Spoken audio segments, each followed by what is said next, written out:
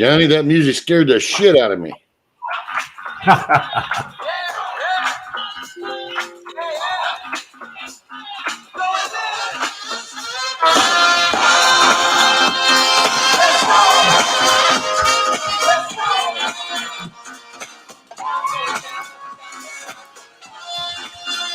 Actually, it's shit, isn't it?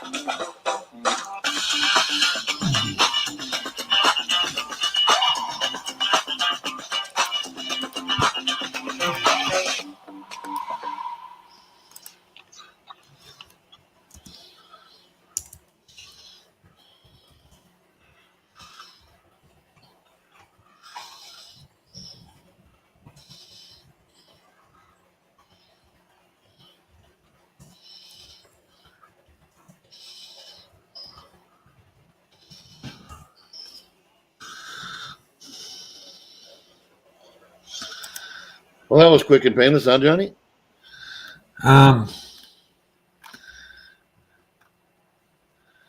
Yeah.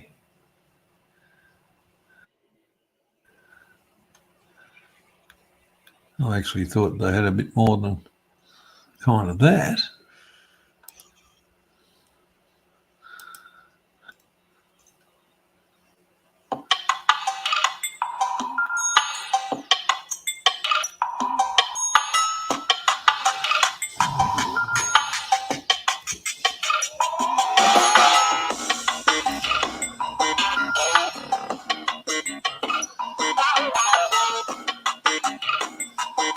By the jeez, I tell you what the hashtags on this: technology, lifestyle, building and city, fashion, travel, vlog, and commercial.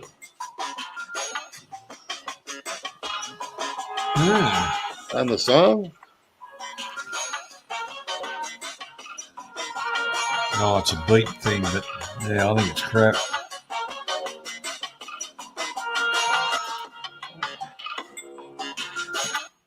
That's kind of like a weird funk. Yeah, I think.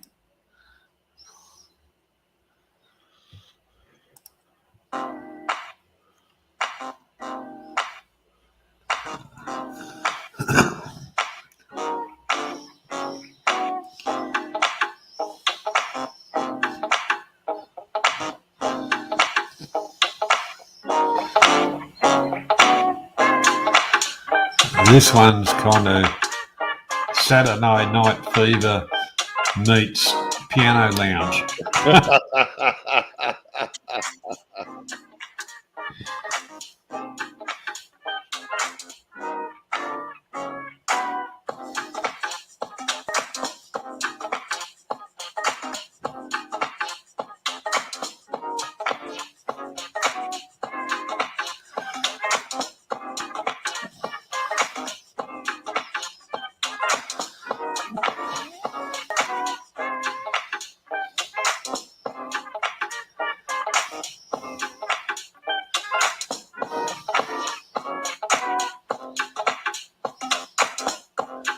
And just in case you didn't know, this is classed as mood music. Whose mood? I feel a bad mood rising. That's not even close to CCR, guy.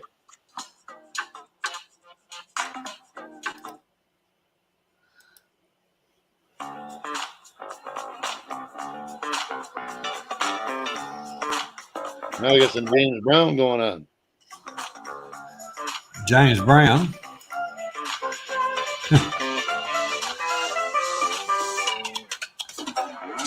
Well, that's not James Brown. No.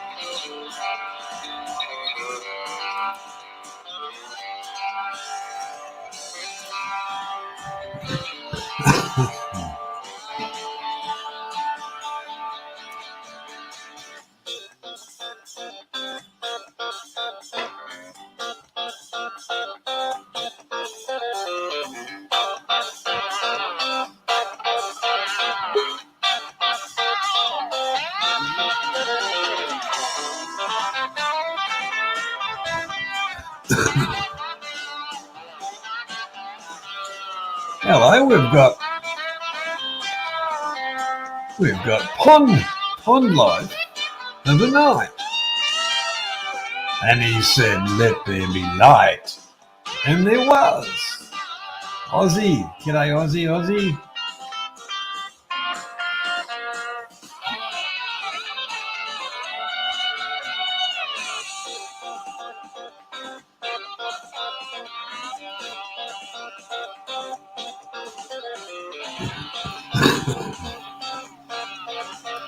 Hello, gentlemen. G'day, Steve. How you doing, mate? I'm going to turn my mic. Your mic sounds all right. Do that.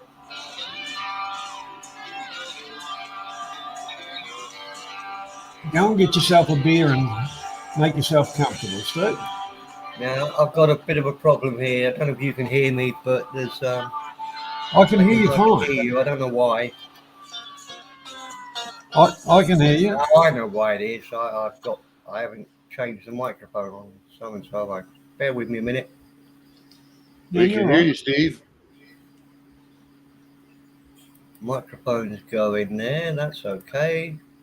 Steve, we can hear you. Going there. Now we can't hear you. That's a way to fix the problem. Yeah. How you doing, If in, Aussie? if in doubt, rip it out.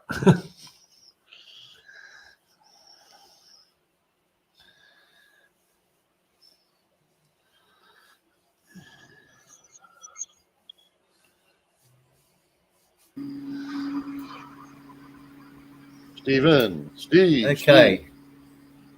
Can somebody say something so that I can tell whether I can Steve, hear we you can or hear not? you. Can you hear us? Ground Steve? control to Major Tom. Houston, we have a problem. Yep. Gerald, what's our topic? What Mushroom. topic? Whatever topic you would like, Gerald. Feel free to pick up the link and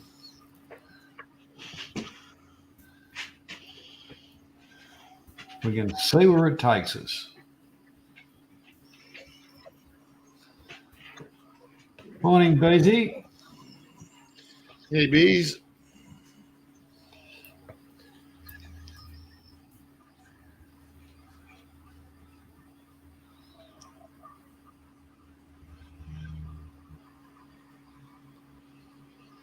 Earth to Steve. Earth to Steve. I remember once I was having problems and I was saying, I can't hear you, I can't hear you. And I'm checking volumes and stuff like that.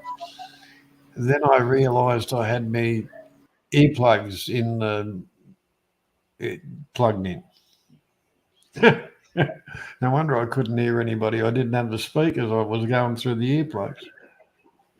Yep. Well, it's like if I leave my Bluetooth headset on, it'll connect to my damn computer. And I'm like, I can hear the sound clearly. And it's like, where the hell is it coming from? And my headset's still on, you know? Yeah. Look. Not so much now, but I used to continually not lose my phone, put it somewhere and kind of, yeah. And then be getting somebody else to ring it up so I could go and have a listen for it and then track it down. Yep. Spending $1 million to uncover election. Easy. Those are two words you don't say. Yeah. That's why I stomped all over you when you was going to say it. yeah. Let's just say it's not only in one country. No, it's not. Definitely not. It's like an umbrella effect. You know, almost like there's a certain group of people, you know, that have the moniker of WEF behind it. Yes. You know, and the first name of George, maybe. The other name Bill, maybe. Nothing to do with that at all.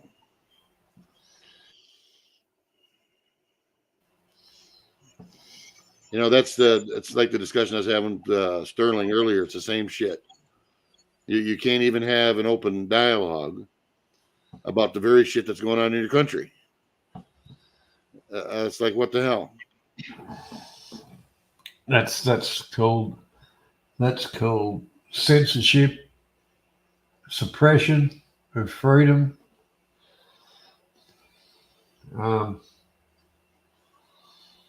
But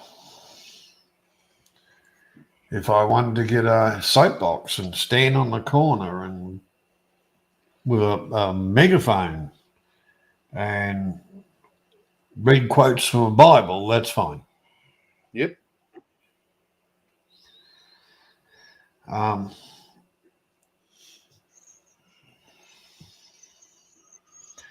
But the same scenario to inform the uninformed of what's going on around them. It's called disturbing the peace. Imagine that. Funny about that.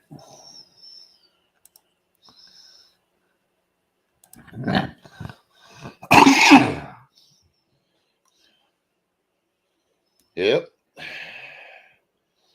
You can get paid to go out and set up a tent and give people the Kool-Aid. That's okay. But Yeah. go talk out against it and you'll get arrested. Ron, welcome along. But we've heard that many times it's not funny, so it don't wash you.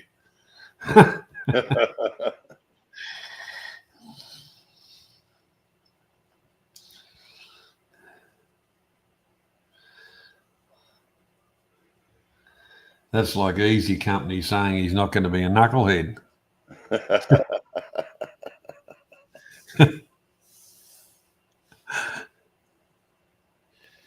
Sometimes his humor is a little tough to pick up on. Yeah, Ozzy. Yeah. Go down to Flinders Street, stand on the steps, and do a bit of what do they call it? What do they call it? Shuffle dancing up and down the steps while we're, saying what we're saying. That's entertaining, wouldn't it? Of course. Especially if we got a whole heap of people with Zimmer frames doing it. Yeah. And playing Olivia Newton-John's "Let's Get Physical."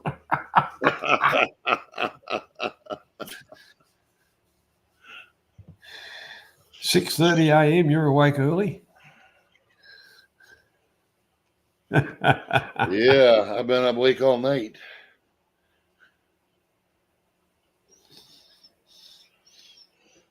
I'm going to have to go take me a nap here soon.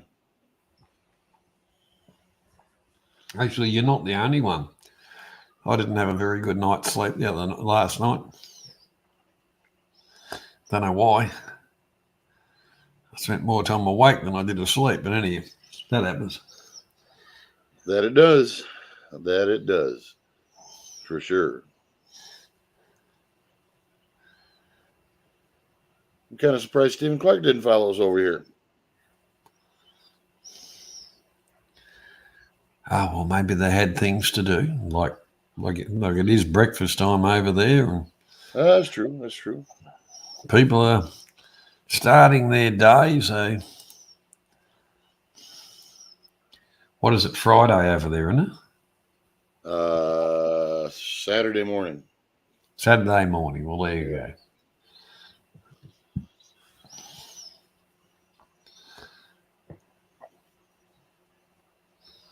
Someone needs to entertain Aussie.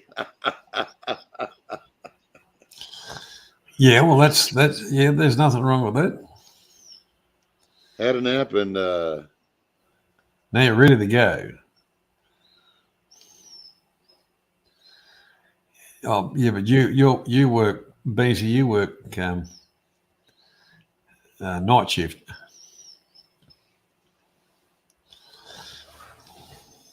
Nothing wrong with night shift. I used to like night shift.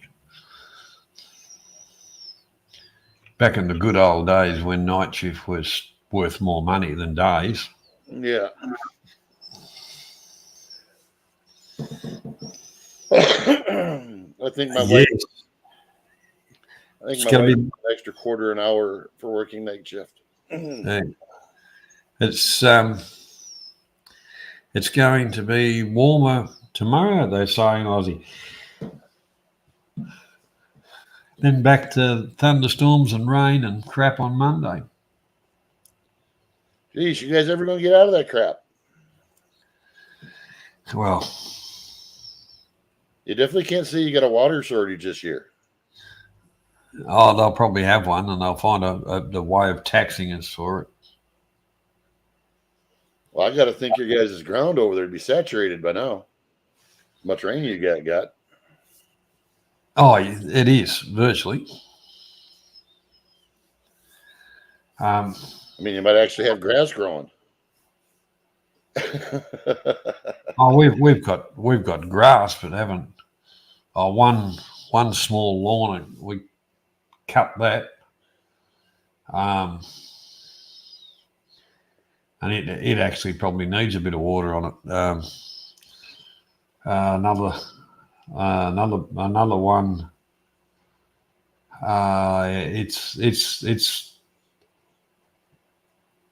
It looks like it's got mange. There's spots of grass here and there, and it's a bit long and crappy. But Oh yeah. So I've got to get into that, and we're actually going to pull the grass out of there, because we've got potted plants. We've got a raised bed garden, and it's a pain in the ass to get the lawnmower or whatever to mow it. That's why it gets a little bit overgrown, because it's just a pain in the bum. So that we just thought, oh well, we'll put some weed mat down and some stuff like that, and we'll put rock over it or something of that nature.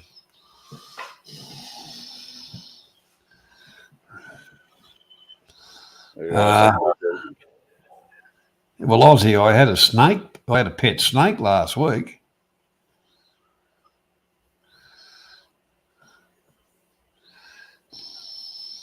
Well, everybody gets a little frisky once in a while, Johnny. Well, age holds you back. Yeah, well, the whole part about this, you're right with it. You're saying the rain, and they've kind of moved up. They've moved up from the creeks and stuff where they normally, and that's the first snake I'd seen here for 15 years. Wow.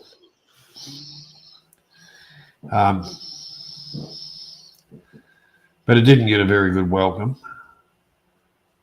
and we'll never see it again. I might.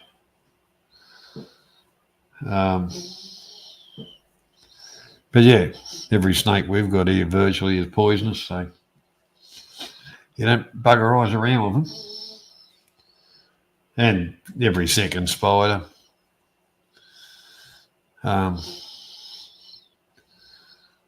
So you do have to use a little. No, it was a black snake, red belly black. It doesn't matter what it is. I free them to be able to enjoy the areas and atmosphere and that, because I usually put everything through the shredder and then put it in barbecue. What the hell? No, it wasn't big enough. No, I'm not going to move, Aussie. Not yet, anyway.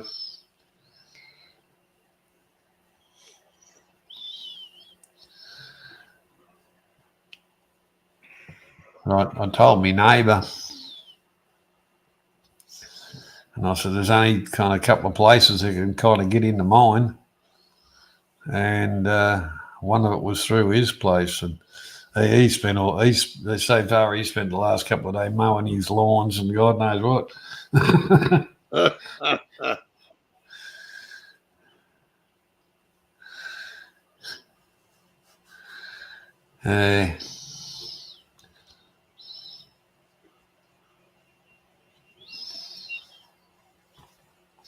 But I must admit, where I used to just walk outside, bare feet type of thing. Now I'm kind of looking to say, well, I wonder if there's another one. The height of being aware has, for a long time been redundant. But now it's a real case of, look what's going on around where you're going and what you're doing. But yeah, I really have to get into that bit of crap tomorrow. Fun stuff. Oh, look, like I say, it's a pain in the bum to do it because the area is small. Um, and by the time you get the mower, you whip us, what you call it, line trimmer, whatever. Weed whipper. Yeah, weed whacker, whatever. We call it line trimmer. Whipper snip around your edges and all that, and then the mower.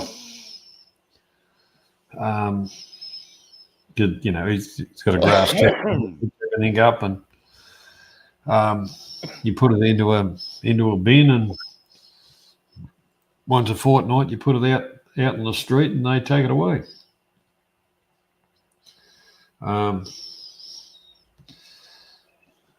That's okay. But like my 2 bits of one out the front, which is a bugbear, but I cut that every now and again. But the other 2 bits, they'd probably be about 1.5 times of a full size pool table or billiard table. So it is a bit of a pain in the bum. Yep.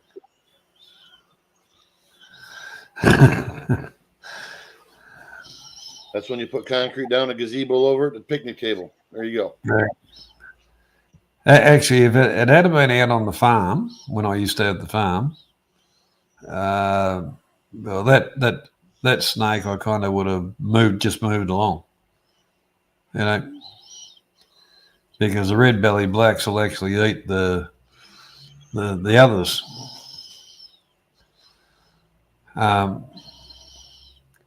But yeah, in suburbia, they're all mincemeat.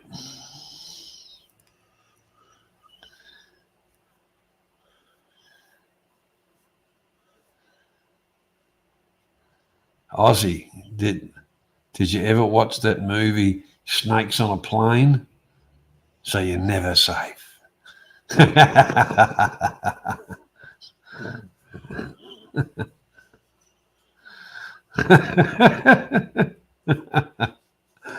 Oh dear.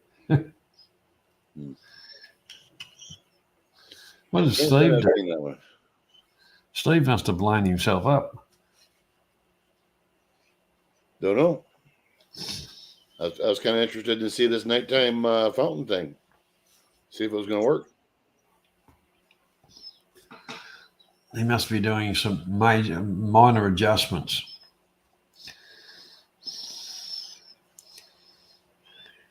Wet the fingers and stick them in the wall socket.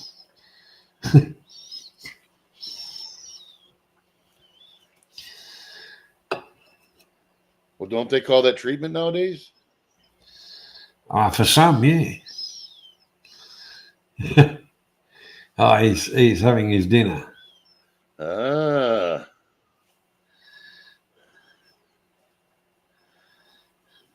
So what's good on the menu today, Steve? Yeah.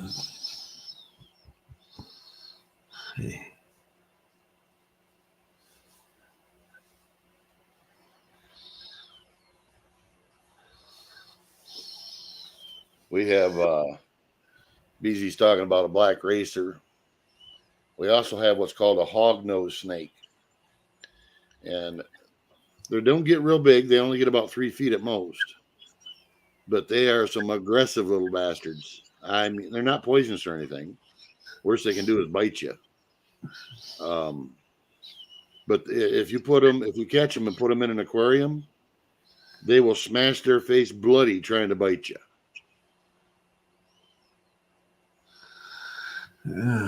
Attitude problems. Yeah, they are mean little bastards. They got the whole little dog syndrome going on. like a Chihuahua. You know what I mean? Yeah. Oh, well, I don't mind Chihuahuas, actually, but that goes back to the earlier topic of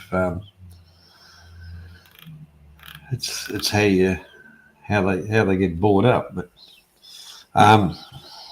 yeah, we have the Eastern Brown, and they can strike in the length of their body in any given direction, and pretty quick. Yeah, I think I'll pass on those. I've had a few encounters of them up country, but not down here. But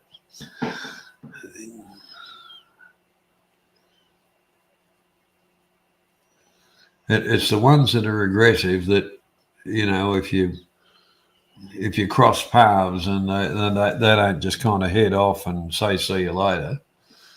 The ones that go, well, you're pissing me off, I'm going to have a go at you. They're the ones I don't like.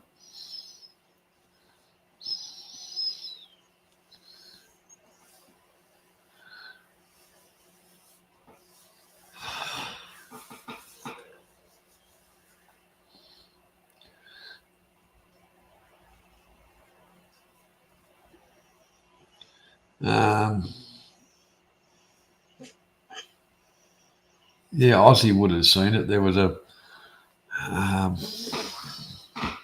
baggage handlers at Melbourne Airport. I just wonder.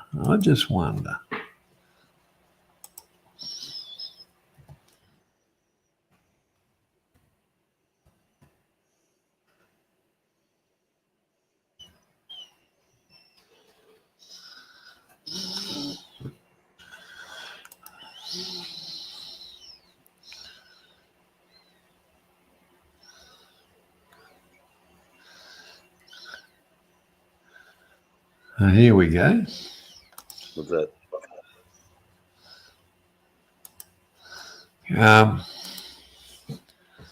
Baggage handlers.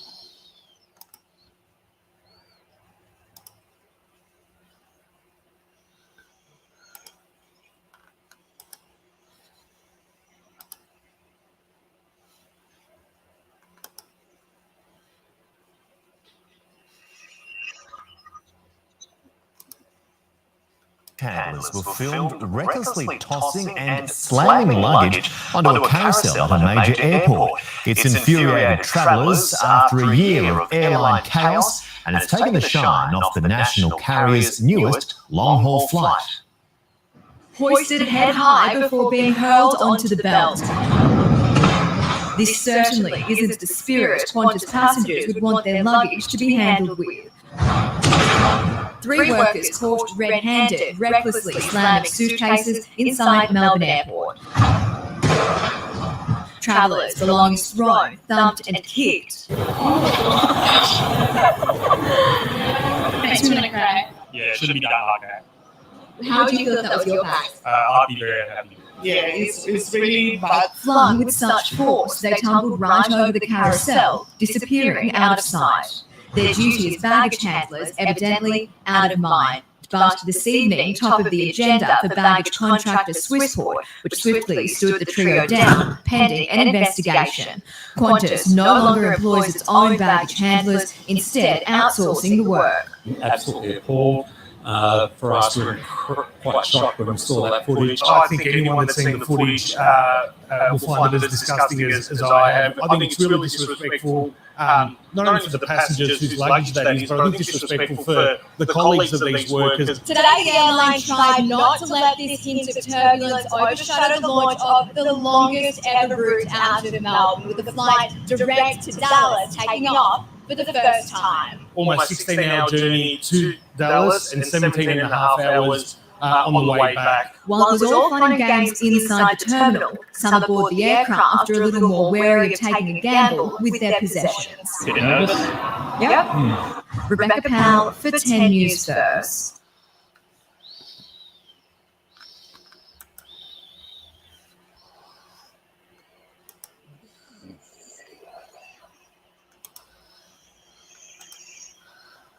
Yeah. You had quite a bit of echo on that, Johnny. Pardon? You had quite a bit of echo on that.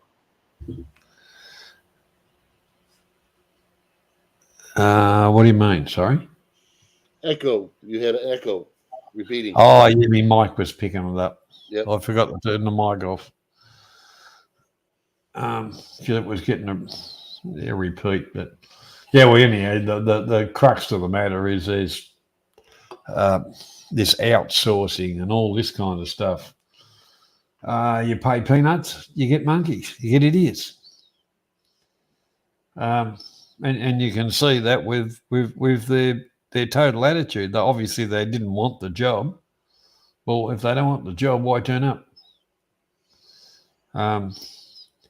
There's probably plenty of people who would do the job and take a bit of care and responsibility about it.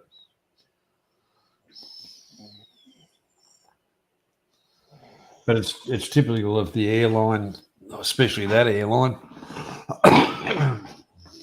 with their so-called outsourcing things, and in other words, screwing everything over. So they got what they paid for, and the people that are flying with Qantas, any damage to their bags, they should be and contents, they should be taking it up with the airline for full replacement. And now that this footage has come out, I think you'll see some legal challenges over it.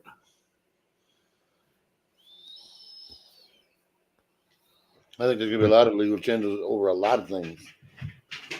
It's whether or not they get upheld. Well, see, this is private company. They can't hide behind their government mates, even though they've screwed over the Australian taxpayer with, we had to stand down people and we tried to keep them on, and it was just another tool that they used to get rid of people for this outsourcing, and made money out of the Australian taxpayer out of it too while they were doing it. G'day, Banksy, Lieutenant Banksy, Lieutenant. But yeah, that's just appalling. I've seen it. Some of the idiots on the tarmac. Where they come along with the trolleys, and they're putting the bags on the conveyor going up into the plane. Although I don't think they do that much anymore. But years ago, where people were just throwing stuff around like that. If they place something there, there'd be a better stream of baggage, easier to handle for the people up in the plane doing the stacking than just, crossways, long ways, anyway, just as long as it's on the belt. That's not having any pride in the work, and they don't give a shit about their mates up in the aeroplane that have got to grab hold of the stuff and stack it.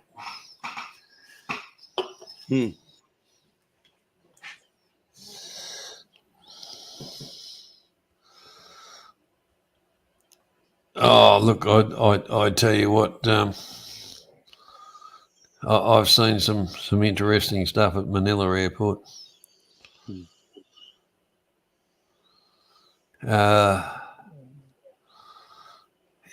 Yeah, some of it's disgraceful. I remember the old days of the PAL, Philippine Airlines terminal thing.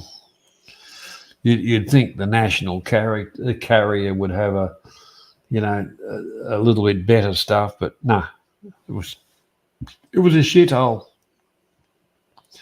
The international terminal part was always a mile in front, and I mean a mile in front.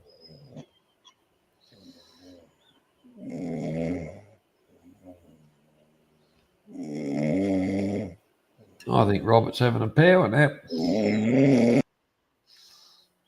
I'm pretty sure he is. Yeah.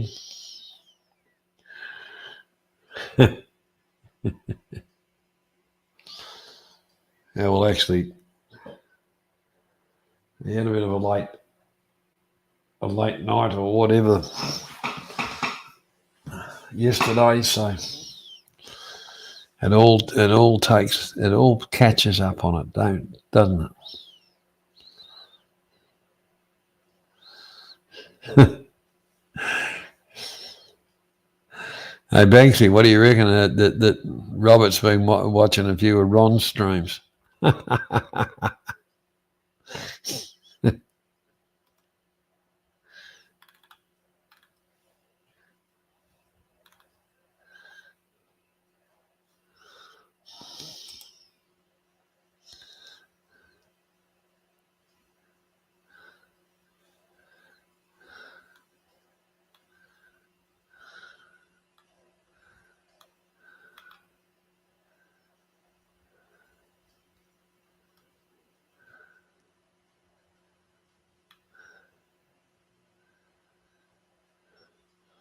Rightio. G'day Graham, how you going, mate?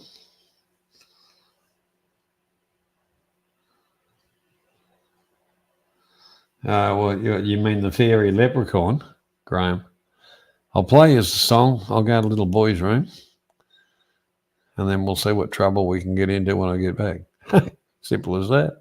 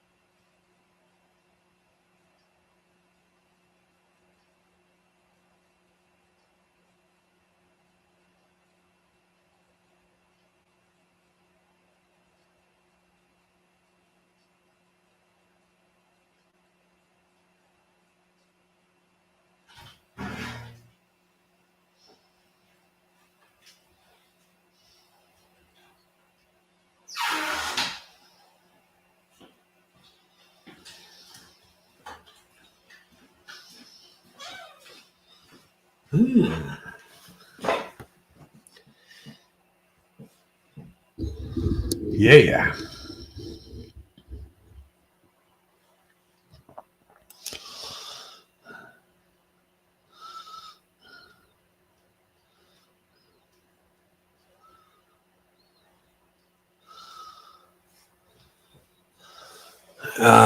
Yeah, customs at times can be funny.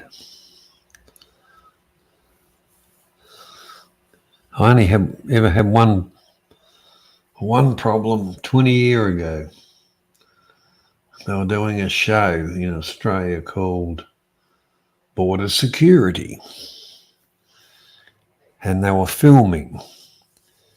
And this little upstart smart ass I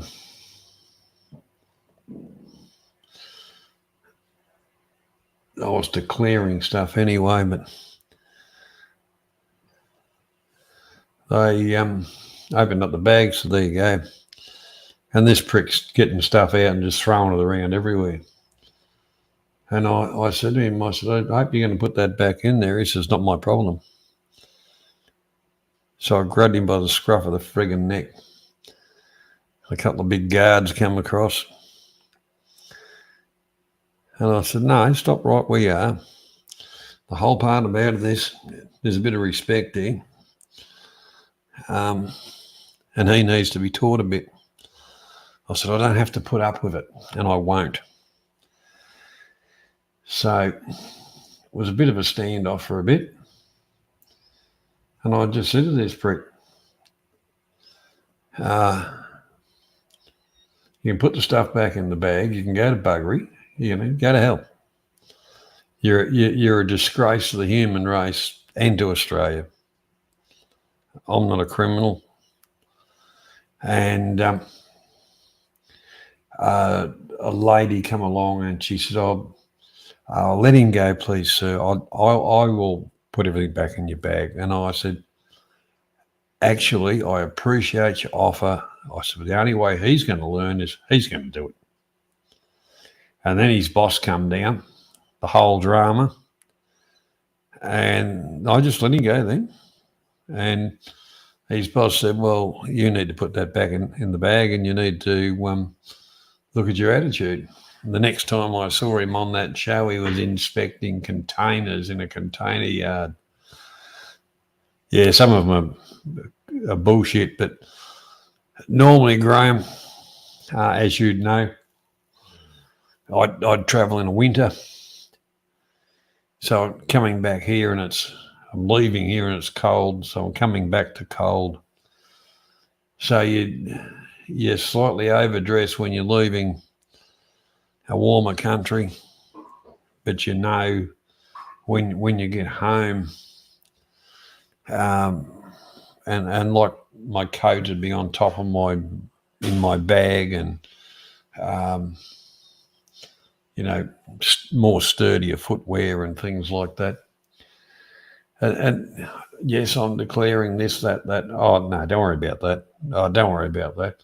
And really what I wanted to do was open up my bag and get me shit out. But they go, no, that's okay, because they must bring you up on a computer. Because I don't think any trips I've ever done that I haven't had something to declare, and it hasn't been a problem. Oh, look, I wouldn't. Bali, it was cheap. Still is to a certain extent, but if you get around the main tourist areas, yeah, it's corrupt. But I used to go up to the top end of the island, but nowadays people are going all over the place, and they've kind of stuffed it. It's lost its charm to me. I don't think I'd bother going back there.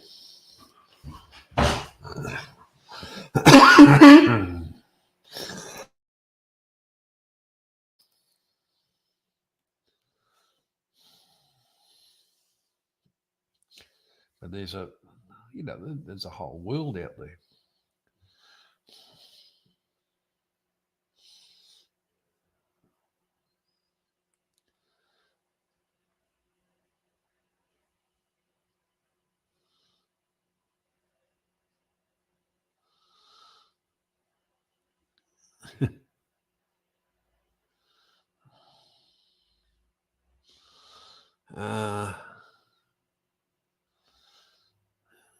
Obviously, Steve's got too much time on his hands.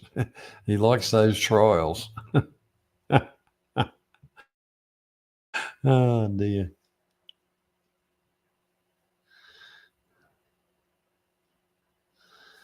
Yeah, that's it, Graham. Considering KL,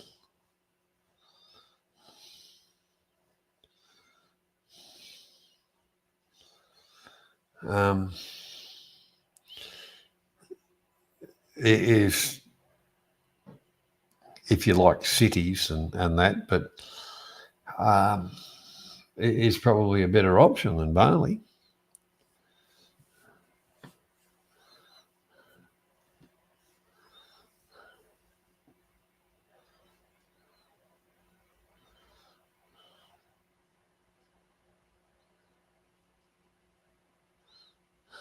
I don't think Ozzy. I don't think anybody want what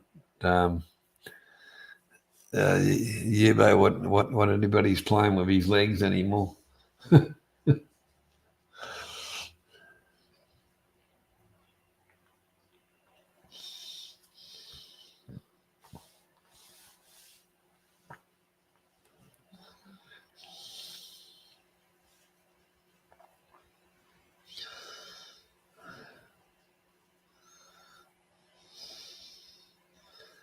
The one thing I like, I've done it in just about everywhere I've gone. A bit of research, find out where all the tourist areas are, and then go as far away from them as I possibly bloody well can.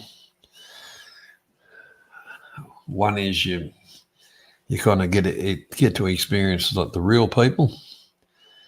I like nature. So waterfalls, caves, rivers,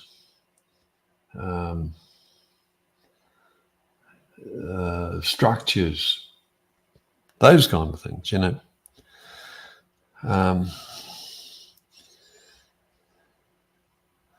I wouldn't say being a daredevil, but just some of those things that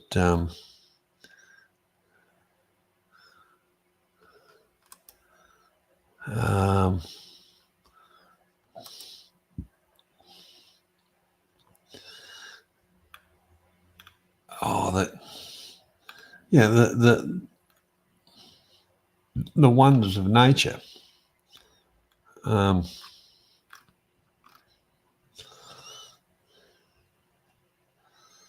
Is what I suppose I'm trying to say.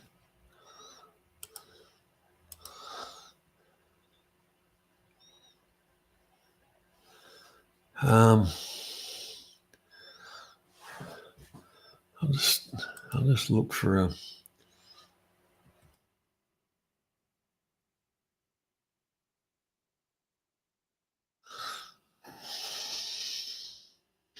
Let's look for a video and we'll pick out a couple of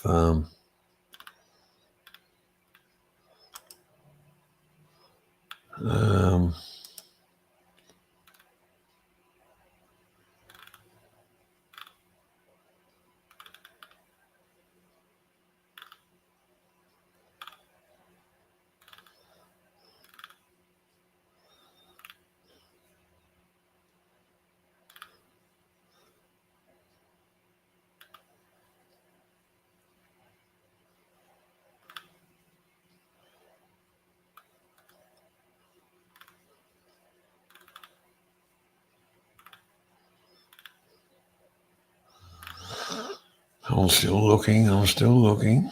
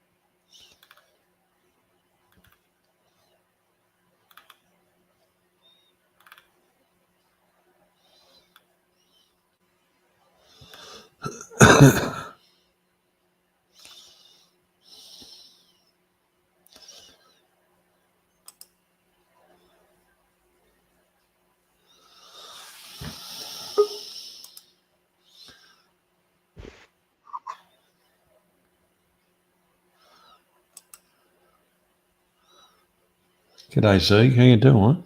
Mm.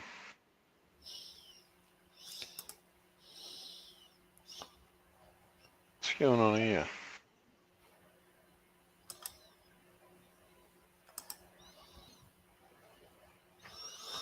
Right, I think from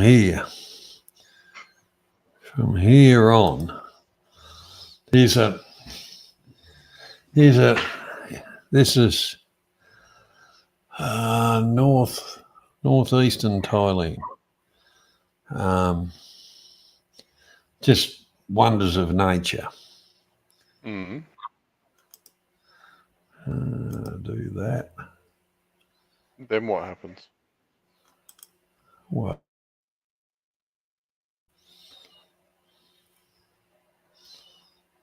Simple as that.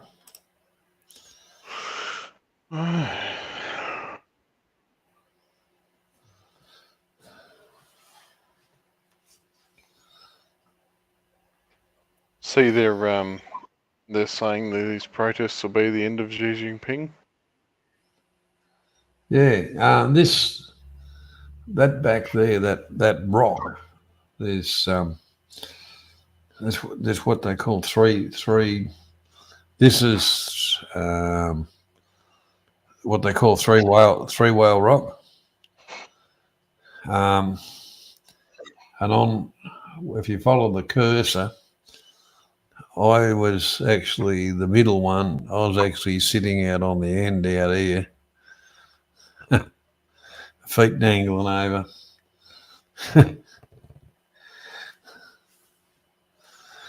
Yeah, quite interesting. But to me, that's what I travel for. That's what I like to see. Stuff like that. Big rocks. Well, No, I'm taking a piss. I'm the same. I couldn't care less about man-made stuff 90% of the time. Here's a temple on a mountain, which is the mountain's a temple, and they've got like a scaffold type thing all the way around it. That's in northeast Thailand, called Bungan, Hubei. Oh, bloody hell! Don't you hate it when that shit happens? The video you're watching now, is that what you're saying, Johnny? It's northeast Thailand. Yeah, northeast Thailand. Jeez, it looks like a bloody savannah from the Kimberley in West Australia. But you from that rock, you look out, and then you see the land drop away in the Mekong River. G'day, yeah. Dan. How you doing?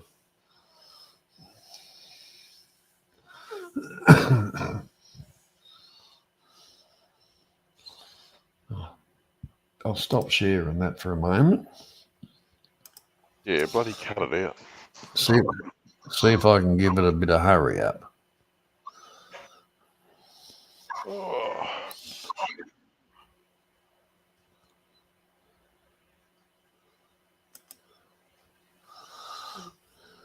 All right.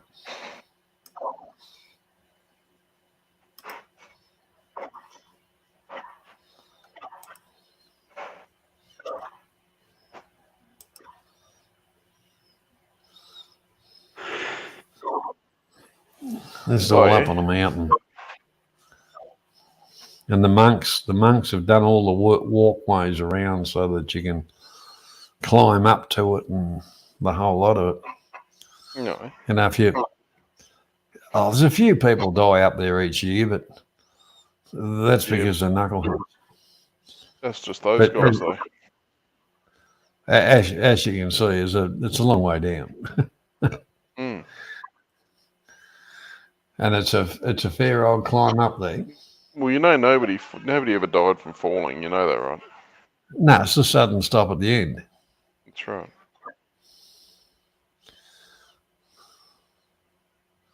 Getting vertigo. I've had a few near misses from heights, having worked on roofs and up high a lot, and Oh, look, I've come off a few. skyscrapers and stuff, and it's now I get this sort of pain, adrenaline pain type feeling in the bottom of my feet if I see something that I think I might fall off. That's cool being scared shitless.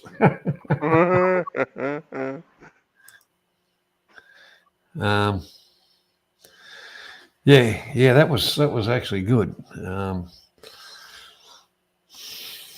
Actually, that was good because on that mountain and the different caves and you're walking around it and around it on virtually like scaffold. And you know, you look over there's I've got some footage of girls walking along, and then they've realised how high up they are, and they're down on their hands and knees crawling along, squealing and carrying on. Yeah. I reckon that was gold, because the heights aren't for everybody. Mm-mm.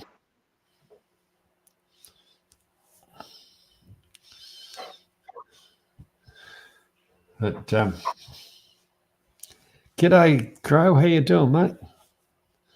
Hope all's going well for you.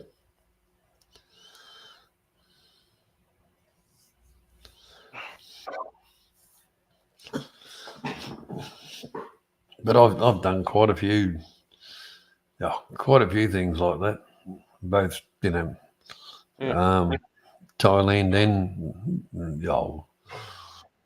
and anything like that type of thing through Southeast Asia. But like some people like to go and sit in bars, and believe me, I like to sit in a bar too. But I certainly do it. Oh mate, I could happily never sit in a bar again. I've spent that much time playing music in them. I don't need to see the same piss dickheads 1,000 times over again. Aussie of Southeast Asia predominantly. When I was younger, Hawaii, 2 weeks in Germany, been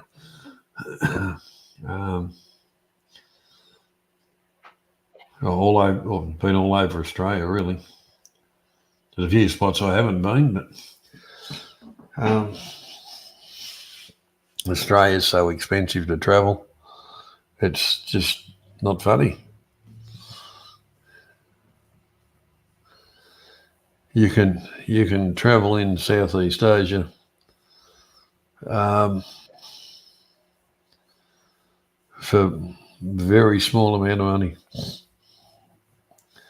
Versus going to Europe or USA, that definitely. But I will say that the Philippines it's got a lot more expensive than it was, and especially accommodation wise and things like that. Accommodation's a total rip-off. You know what they call 4-star or 5-star. Lucky to be 2-star, 3-star. Well, you flat out to get anybody to stay there. Mm-hmm. Yeah.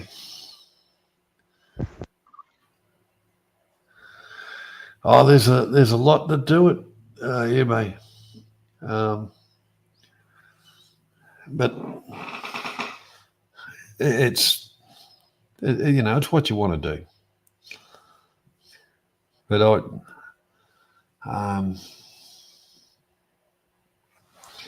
another bloke on YouTube.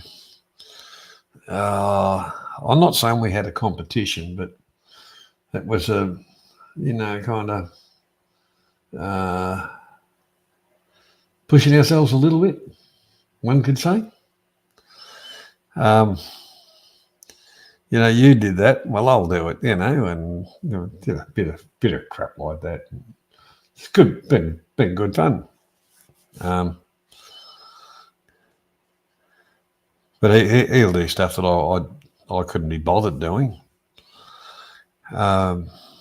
He'll travel by bus, and although I don't mind buses, but I mean, well, then again, I've done it too, where there's virtually been goats and friggin' chooks and God knows what in a bus, and yeah, not a lot of fun, but anyhow, it's an experience.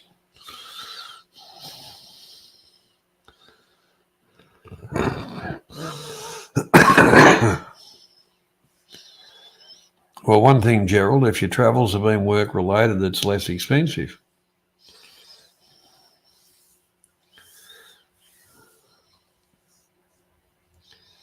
Most of my Australian travels has been work related.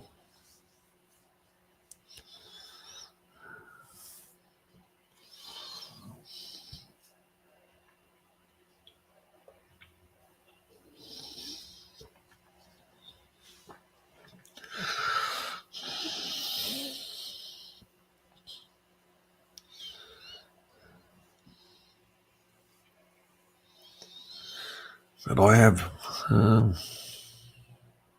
I won't do it. I won't bore you with it.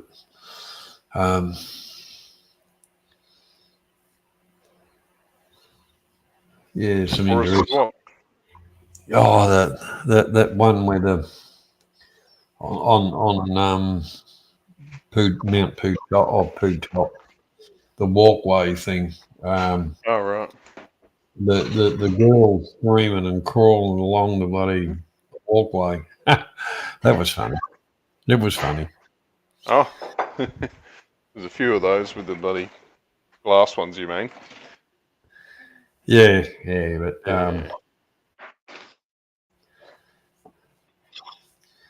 but it's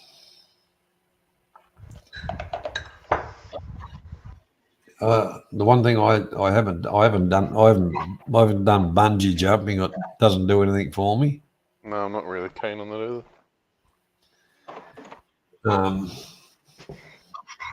Don't see the point in rearranging my insides to be upside down in my chest cavity.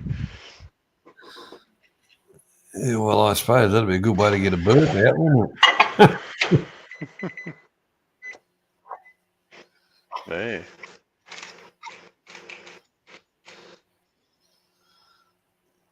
Never thought about treating the kids' colic like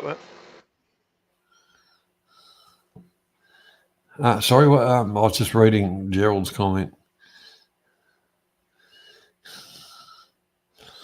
Designated driver. Yeah, that can be a bit boring at times. Nah, it's full of excitement and stuff, sitting around waiting for your mates to finish having fun. Yeah. While you were drinking lemonade. Yeah. Then again, after they've been knuckleheads and all the rest of it, and they wake up the next morning and go, "Oh, what did I do?" You just know you're a knucklehead. Charlie, you definitely tell them they're knuckleheads. Yeah, we haven't seen Charlie for a while, have we? Yeah. But look, I can remember the local footy and cricket club type of things. I used to get conned into doing the minibus drives. Yeah, that was a lot of fun. Oh, yeah.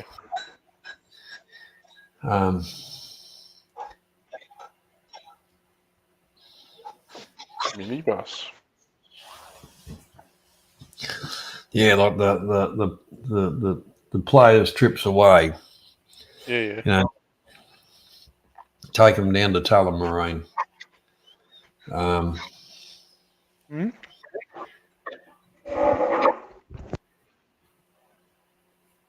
And then, pick them up. Well, the thing is, you might take 20 odd blokes down. That was fine. You pull up, they unload their crap, whatever. They'd be having a beer on the way down. Big deal. That's fine. And then on Monday, you'd be down. You just tell one to give us a ring when you're just about there, and I'll slip up the ramp and find a car park and load you up. Where you'd probably get 7, because the others would be wherever. Lost for the night.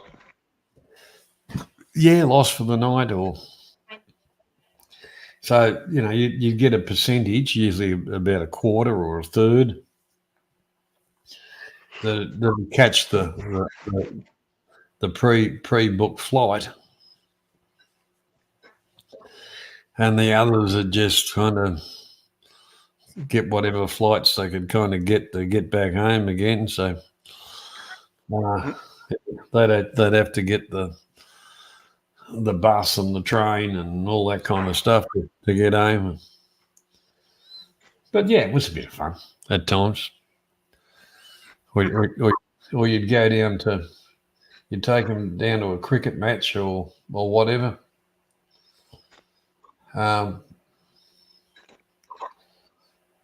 Yeah, I wasn't really into cricket, so I'd pretty well sit around with the rest of the other bus drivers and just talk shit for half the day, and then they'd come out and get back in the bus and start drinking cans, and then go home, drop them off, and take the bus back the next morning. But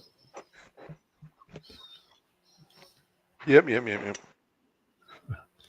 But yeah, after a while, I kind of went, well, bugger it, I'm out of guts full.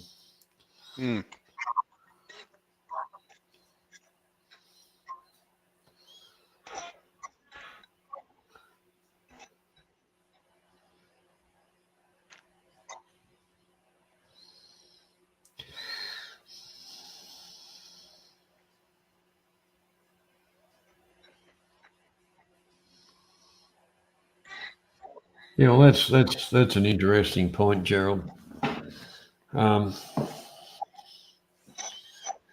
a personal goal, I wanted to do engineering, which I actually did on as far as hydraulics and pneumatics.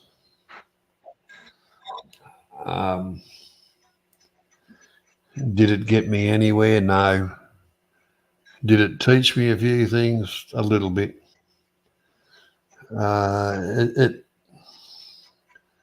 It was more of an achievement for myself. But as far as the university, they were not encouraging people to think outside the box at all. That's not their job. Their job's to take your money and hand you a textbook. Yeah.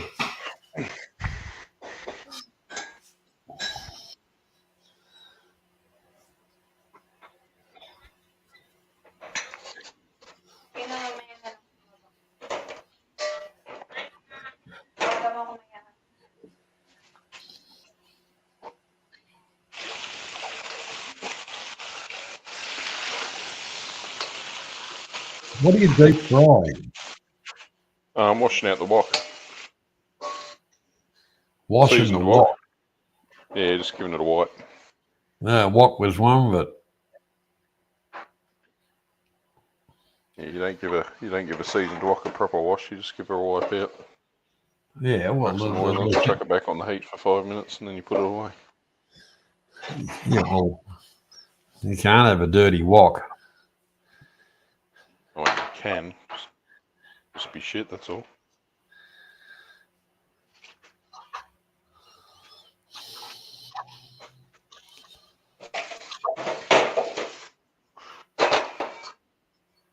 Oh. Got some dry needling done the other day, John. Some who? Dry needling, like acupuncture. Oh, yeah. Yeah, that was the first time ever, and it was a weird experience.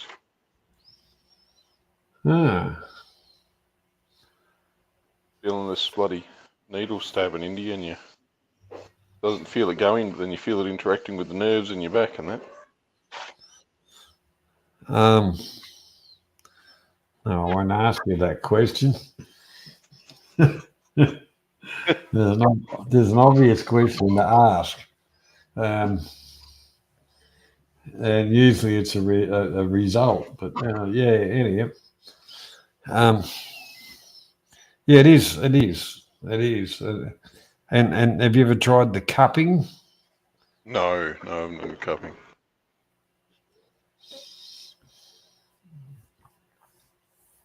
I can say I've never done cupping. I've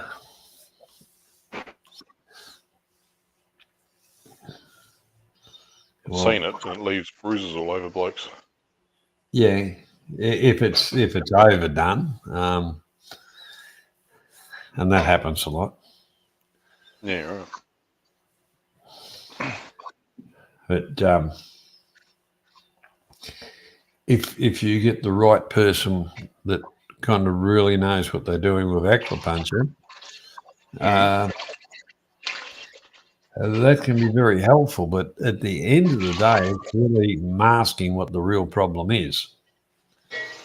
Yeah, well, that's it. Right now, I'm just happy for a bit of masking because it's been making me piss. Well, yeah, well, you know.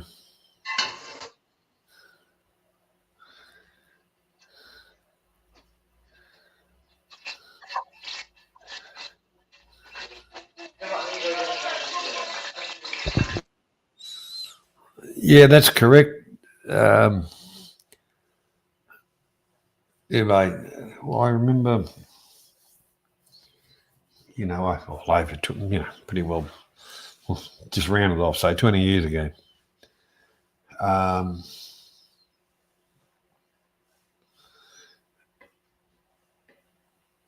There was I actually noticed there was a lot more, younger people, and middle age, around the 40 group, around the 40 years of age group, travelling, and not sprinkles, big numbers. The older ones were your retirees were just very small percentage.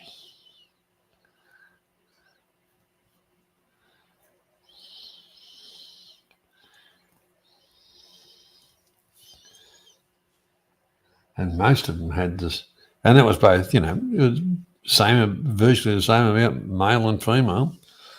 They all had one thing in common. They were all divorced or separated,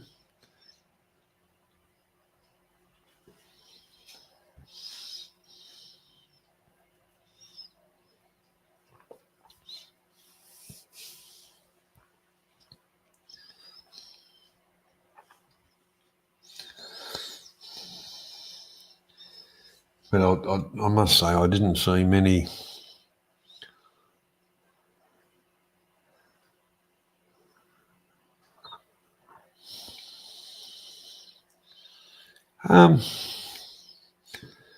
My sister, she calmed down on her travels probably 5 or 6 years ago. But she was going over to some of these European tours and London and different places.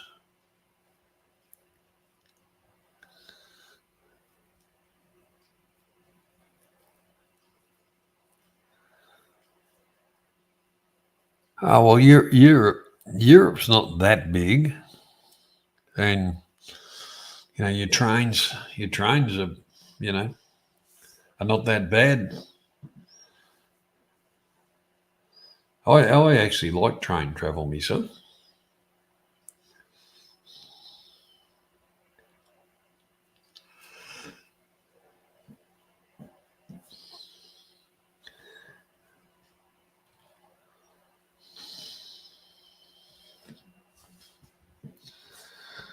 You know, I wouldn't do the glass carriage thing through the Rockies, or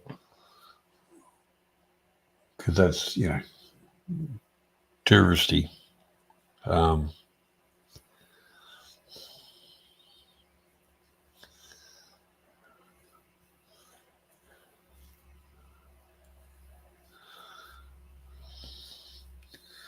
there's well, even Australia, you can travel. Oh, not around it, but um,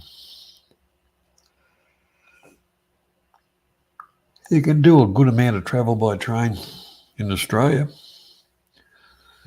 and you know that can be interesting. In the old, well, the older days, it was yeah, there was a lot more routes, a lot more scenery. Um, I suppose population moving and all that kind of stuff. Good night, Tracy. Thanks for dropping by. Catch you next time. Take care.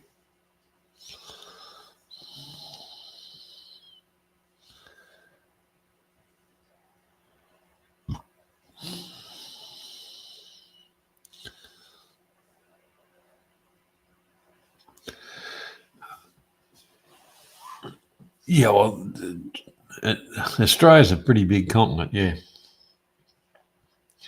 Run by idiots.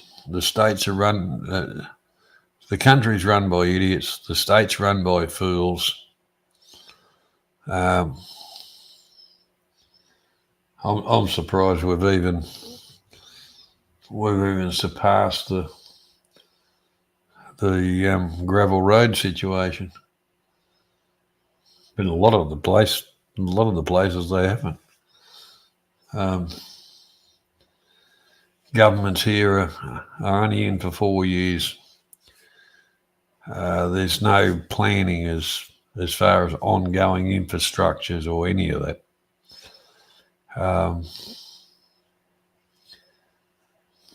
Realistically, a bloke that I hate, he's probably the only one that's done it in the last 40 years. It's Who's this that?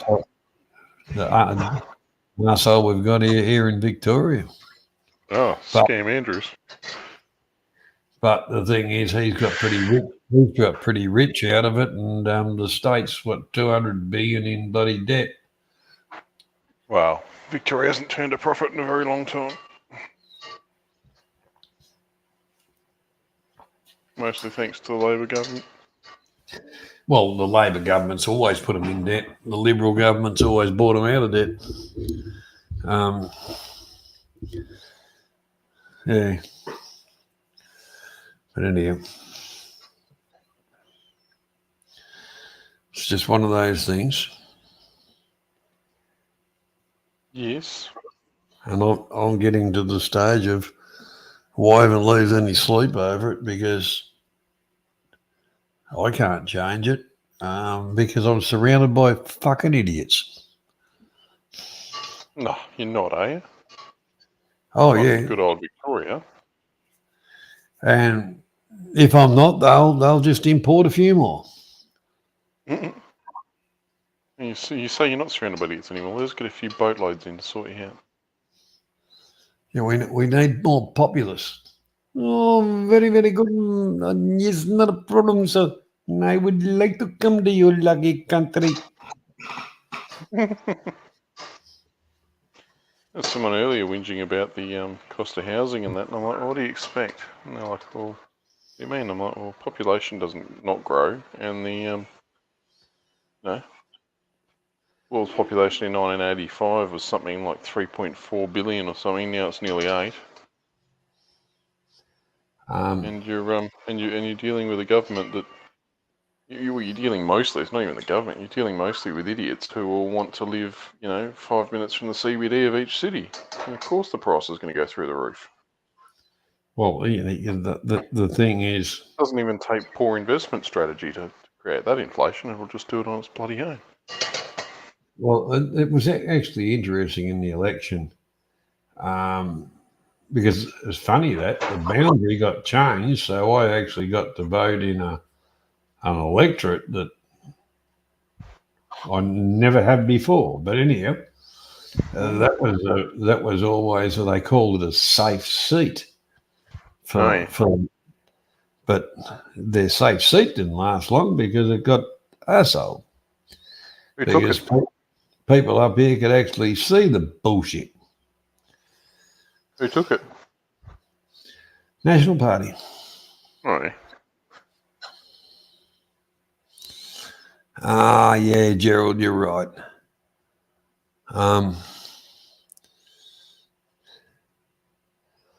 Even on the back of the toilet door, somebody's written their phone number.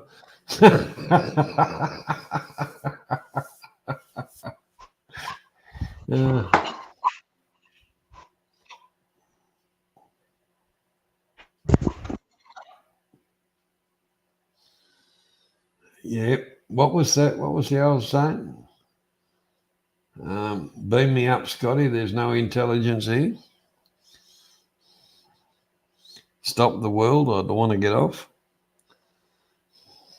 Stop the world spinning. I want to get off. Yeah.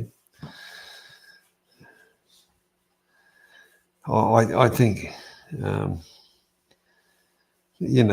small people, us, the smaller people, which are the multitude, I think they really think we're mushrooms. Just keep us in the dark and feed us a bit of bullshit every now and again. And job's right.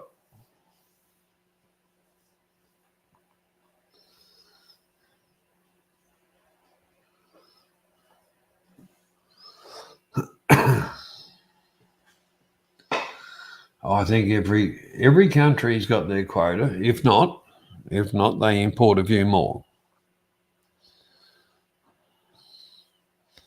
But here being a large country, there's a lot of rural, regional towns that need populace and skills and things like that for them to keep going.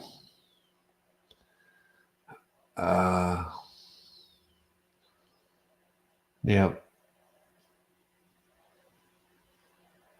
the government seems to turn their back on training our own. They import so-called tradespeople that are up to the standards that are set in this country by the government. Don't worry about that. And it's not the case. So we have the standards changing, where investment in the youth and things like that is investing in your future. They don't think like that. Because like I say, it's that longer term plan. And they don't think on the longer term plan, which is very disheartening. And especially if you've got children that would like to project themselves higher than being a checkout chick or at Coles or Woolworths or being the manager of the fruit and veggie department or something of the, you know, bullshit titles just to get people to work longer hours for nothing. Or, oh, look at that. I've progressed. I'm 20-something years old and I'm a manager of a Kentucky Fried. No, that's the title they gave you. But you're not the manager. You know, that kind of bullshit. That's, I couldn't imagine. I really can't imagine somebody, their first job coming out of school, working at McDonald's, Burger King, Kentucky Fried, Taco Bills, all of those.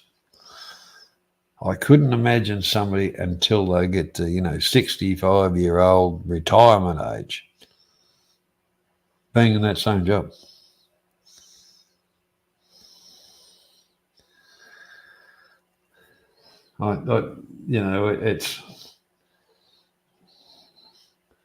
It's kind of work that people do in the twilight of their lives or their start.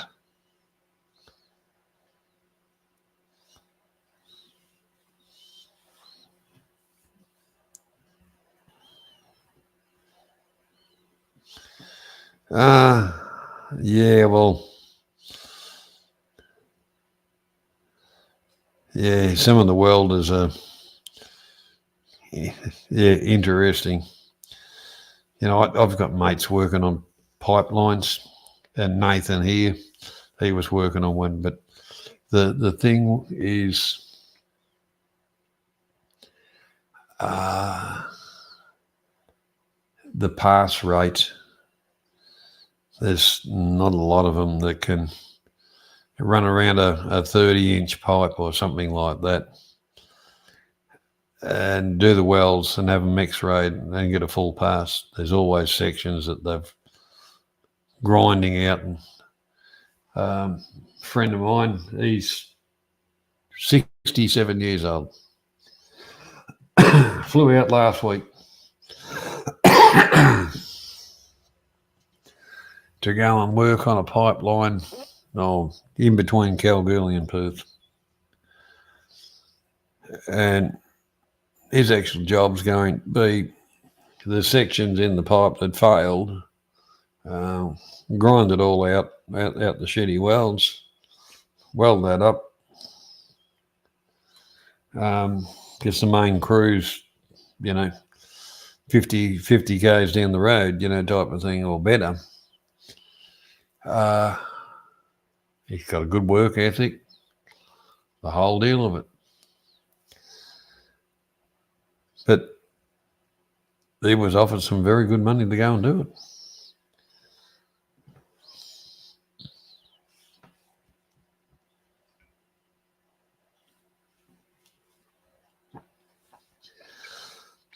He's got a couple of tickets for welding, but none of the ones would make you cream your jeans over or anything like that.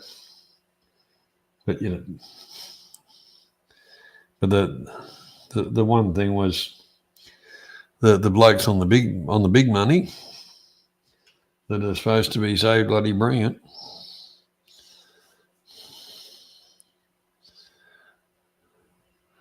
A lot of the ones here, they're still running old school stuff because of the remoteness and things like that.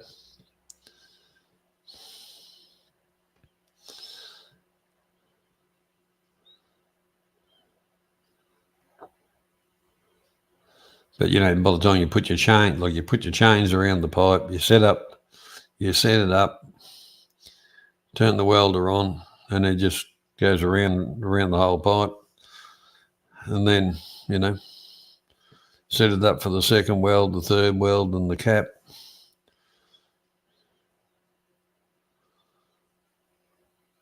Apparently, Gerald, these are doing it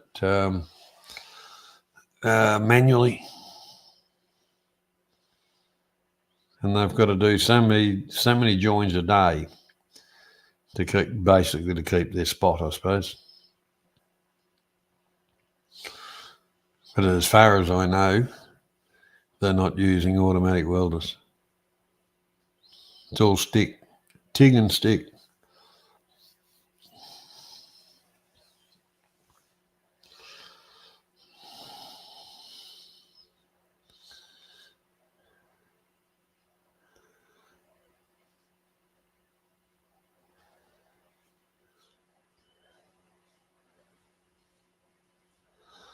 Yeah, I've worked on a few.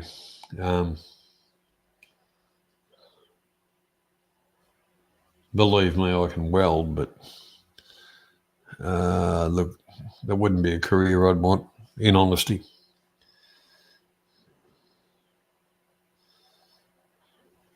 It's good money in it. If you know, night and you dress up in all your leather and get under there and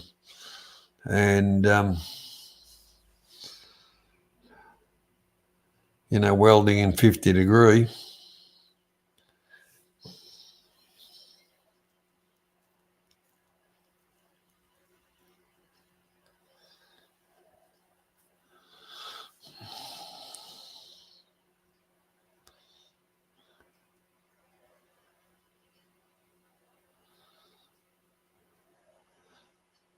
The last pipeline I worked on was only,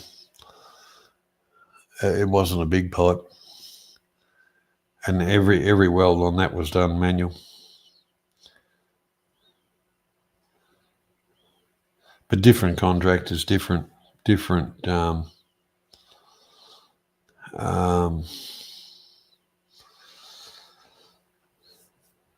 ideas. And the other thing is, Gerald, as you know, different size pipes.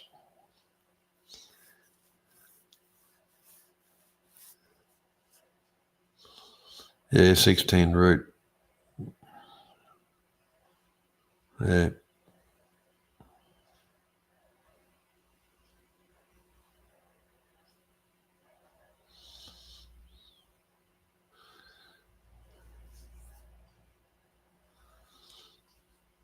For the majority, like I say, the majority of the work here on pipeline work is out in the bloody desert.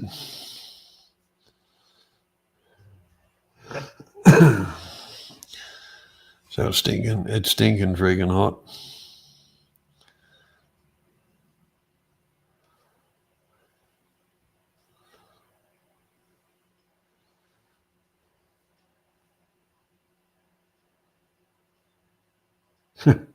I've got some photographs of side boom dozers putting pipes in, and some good ones are when they went out A over T as well. Yeah, I should convert that to digital. Yeah.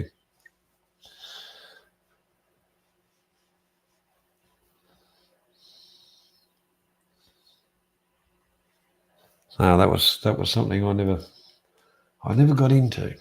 I wasn't really worried about it. Yeah, it was good money, but yeah,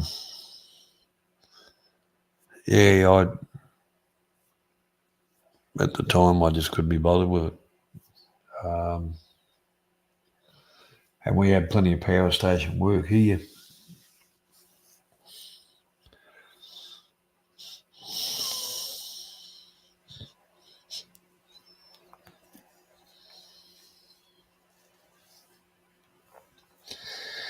Well, Gerald, that's the only reason any of us do it. It's for the money, isn't it?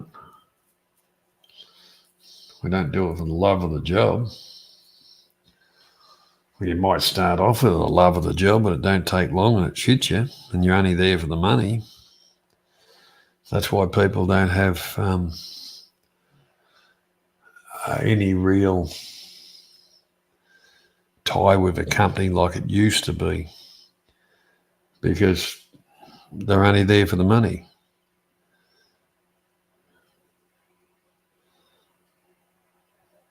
Many, many years ago, when company used to kind of look after their employees a bit,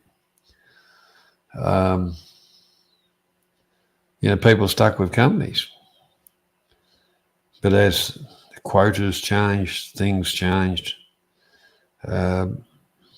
money changed, the whole lot of it, as people just went after the money. They didn't give a shit. Didn't give a shit about the company. They did their job and they got paid.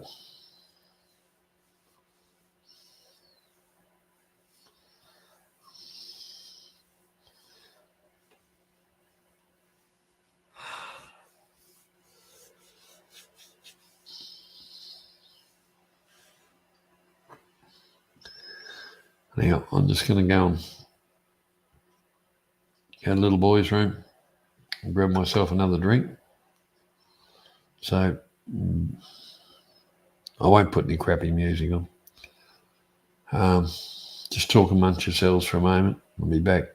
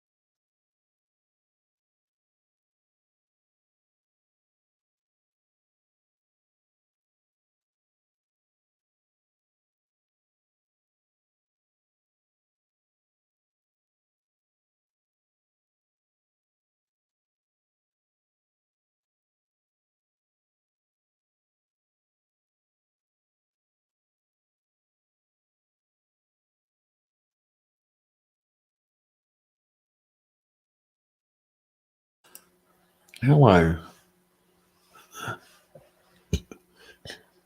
Curtimus.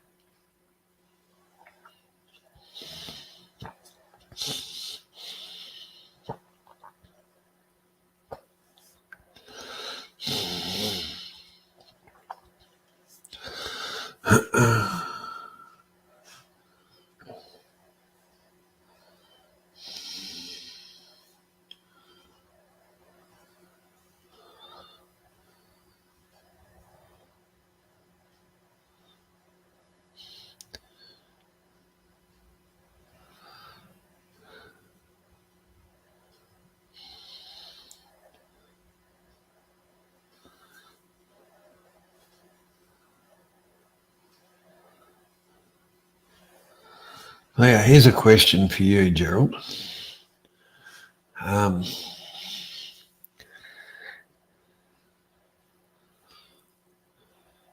Would you, steer your children in the direction that you'd taken?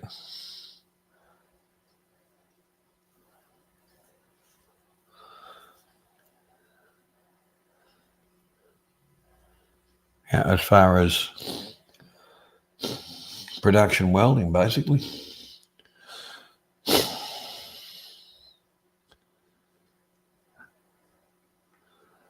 Knowing that realistically equipment's got a lot better nowadays, but that there is still longer term problems with it.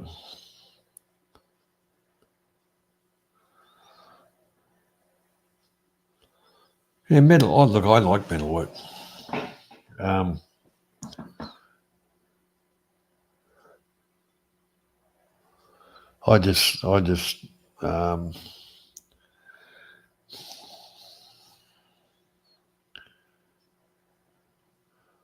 just remember some of the bullshit we were fed as younger people, and how the game plan changed. I worked for a multinational company for a while.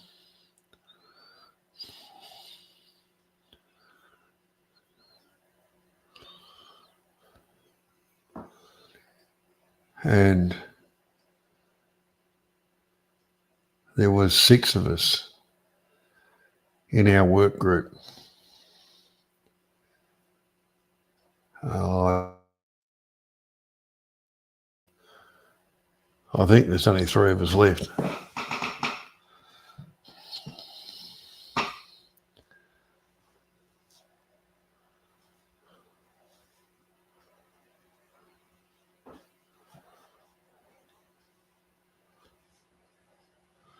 Welding, realistically, welding is not hard.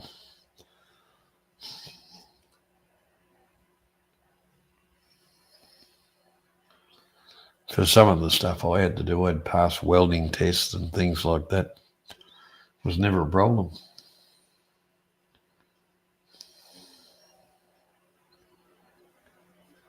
Which kind of realistically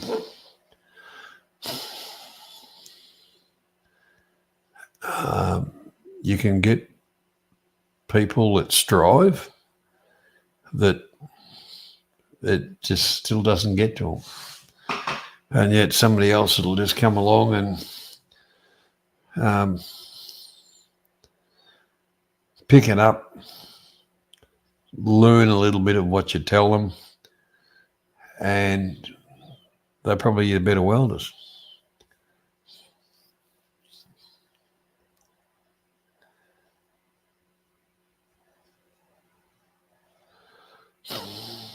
I worked on one job. It was production welding, and I hated it. I hated it.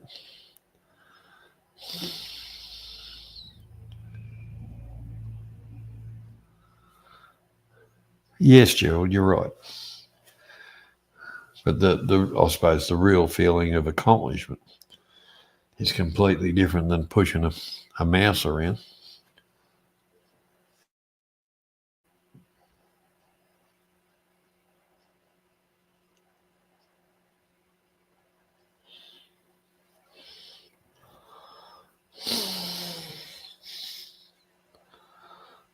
Well, the motivator is always the dollars. And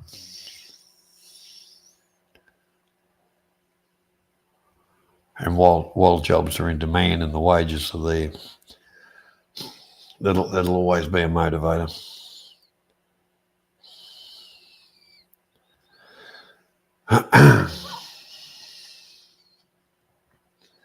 But the bullshit part of it we quoted the job on this amount of production.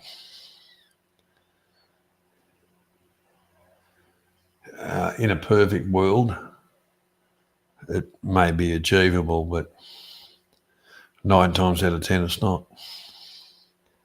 And the people that get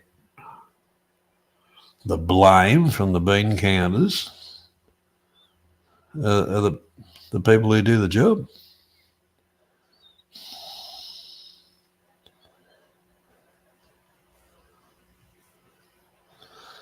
Yeah, well, here you can't really do that.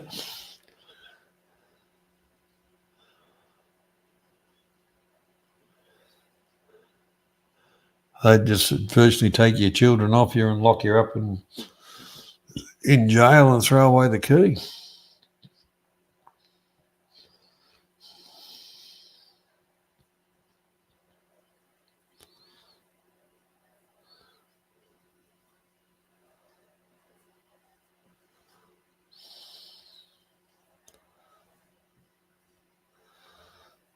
And the thing about schooling nowadays is not the 3 hours anymore. That's gone right out the window.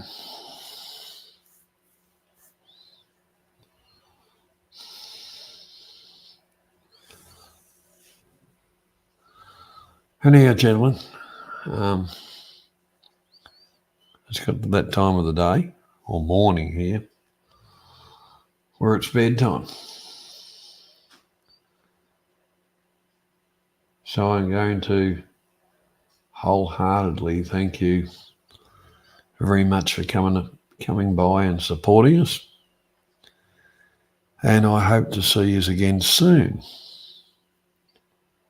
And on that note, I shall bid you all good night, or good morning in your cases, and we'll catch up with you on the next stream. Okay, bye-bye, good night. Take care, stay safe.